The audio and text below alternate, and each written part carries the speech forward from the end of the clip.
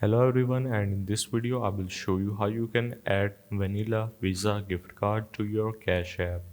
So the first step is log into your Cash App account, and once you do so you just need to tap on profile icon on the top right corner of your screen and scroll down until you see linked bank account. Once you are in, you will have the option of linked debit card. So you just need to tap on this particular option, and once you do so you just need to enter your Visa gift card debit card number, month, and 3 digit CVV, and at the end you need to add postcode. Now many people are facing some issues regarding adding their Visa gift card to their Cash App.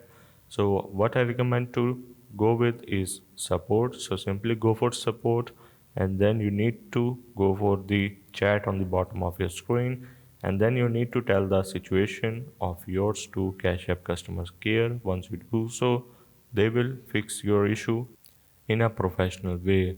So always I recommend to go with Cash App customer support whenever you face these kind of technical issues. So hope this help. This is how you can add Visa gift card to Cash App.